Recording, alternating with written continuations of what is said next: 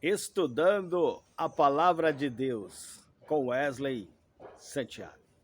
Se alimentando da palavra, o pão da vida, e fortalecendo o teu espírito com a palavra de Deus. Deus tem vitória para a tua vida. Deus tem novidade para você. Tem coisas novas chegando e é da parte de Deus. E a palavra liberta. A palavra quebra as correntes, quebra as prisões, a prisão mental. As pessoas são presas emocionalmente, às vezes por conta de uma dependência emocional, ou talvez por uma autossabotagem. Ele ou ela não acredita que é capaz, que pode conquistar, que pode vencer as adversidades da vida. Então, se você não acredita, você não consegue alcançar. Simples assim.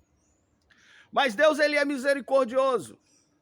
E o Espírito Santo de Deus está sempre trabalhando em nós, no nosso interior, nos fortalecendo, nos capacitando.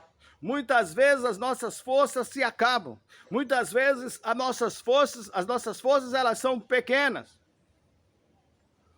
E nós não entendemos como é que nós vencemos as lutas e as adversidades.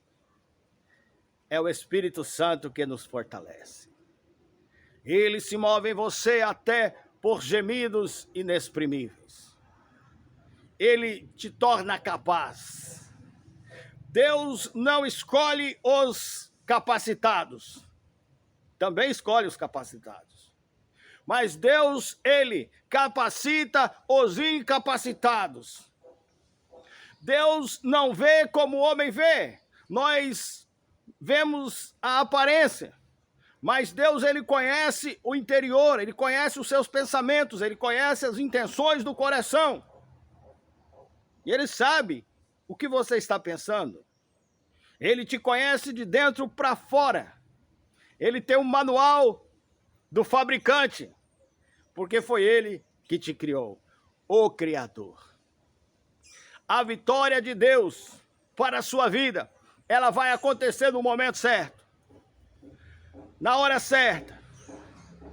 Eu sempre digo que Deus não trabalha segundo a ótica humana. O nosso tempo é o Cronos, hora de relógio. O de Deus é o Kairos. Vai acontecer na hora que você estiver pronto. As bênçãos de Deus já estão preparadas para serem entregues a você. Mas você já está preparado, meu irmão? Tem responsabilidade para assumir aquilo que Deus tem para entregar para você? Então, na hora que você estiver pronto, você receberá. Glória a Deus. Nós vemos pessoas que acreditam num grande propósito, acreditam num grande chamado. E muitas delas realmente têm. Muitos são chamados e poucos são os escolhidos. Então, quem serão os escolhidos? Quem serão aqueles que serão escolhidos por Deus? Muitos são chamados. O convite é para todos. Mas os escolhidos são poucos. Quem são? São aqueles que se dedicam. São aqueles que não andam em círculo. São aqueles que têm coragem de encarar a vida de frente. Sabe que tem falha, sabe que tem defeito. Mas olha no espelho, reconhece as suas falhas e diz: foi aqui que eu errei, então vou levantar a cabeça e continuar a caminhada. Não vou desistir. Aleluia. Muitos são chamados, mas poucos são os escolhidos. Davi era pequeno, o menor da casa. Estava no campo cuidando de ovelhas, mas foi escolhido por Deus.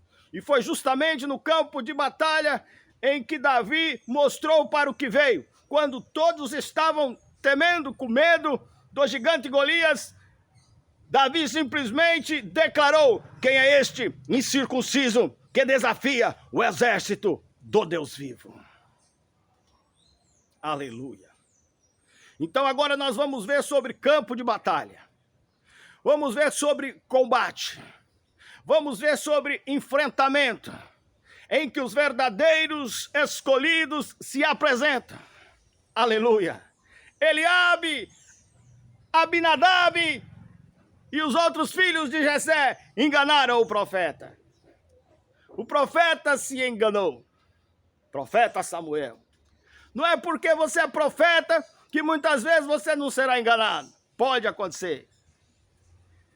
Mas quando é que o engano deixa de ser engano? Quando Deus se apresenta e diz: olha, meu filho, não olhe para a sua aparência, porque tenho eu o rejeitado. Deus não vê como o homem vê.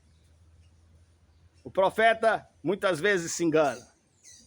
E muitas vezes, quem você menos espera, aquele que você não dá nada por ele, que está lá no campo, cuidando de ovelhas, nos desertos, nos matagais, por detrás das malhadas. E muitas vezes, o menor da casa é escolhido por Deus e você nem sabe.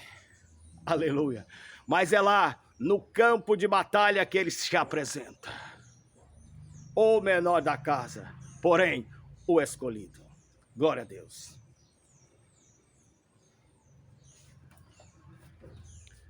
Livro de 2 Timóteo, capítulo 4. Combati o bom combate, encerrei a carreira e guardei a fé. O apóstolo Paulo, quando percebeu que o seu fim estava chegando, já era envelhecido em idade, muitas experiências como apóstolo dos gentios. E agora ele alerta os irmãos. Aqui no versículo 6, na parte B, ele diz: o tempo da minha partida se aproxima. E o título desta mensagem que Paulo trazia a Timóteo é: Paulo prevê a sua morte. Diz a Timóteo que venha ter com ele e escreve-lhe acerca de diversas pessoas e manda saudações finais.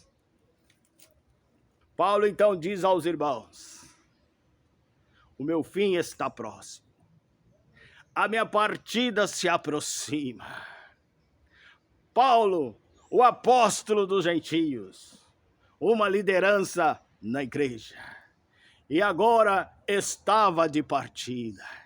E então o apóstolo Paulo declara: combati o bom combate, encerrei a carreira e guardei a fé. A importância de combater o bom combate. O que seria então, pregador, um bom combate? Aquele que você enfrenta o seu adversário com dignidade. E muitas vezes a vida te apresentará muitos adversários, que não serão muitas vezes pessoas, mas virá muitas vezes em forma de uma adversidade, de um desafio. E como é que você enfrentará desafios na vida? Lutando o bom combate. Aleluia. É de cabeça erguida. É com dignidade. É com a sua vida na presença do Senhor. É lutando com as armas da fé. Não vou falar de política, mas nós vimos em São Paulo um candidato que se dizia um pastor, enfrentando seus opositores de forma vil, rasteira e baixa, acusando pessoas inocentes e forjando provas, e se dizendo homem de Deus. Então, nós podemos dizer, eu só estou citando um exemplo, que aquele tipo de combate ali não é um bom combate. Aleluia. O apóstolo Paulo, no fim da sua vida, no fim dos seus dias, ele declara: meus filhos, eu combati um bom combate. Aleluia. Foi um homem honrado. Foi um homem de Deus. E agora eu estou encerrando a minha carreira e guardando a minha fé. O que é que você tem guardado?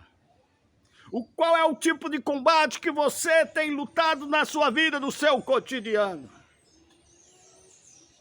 Infelizmente já não se fazem cristãos, homens de Deus como antigamente.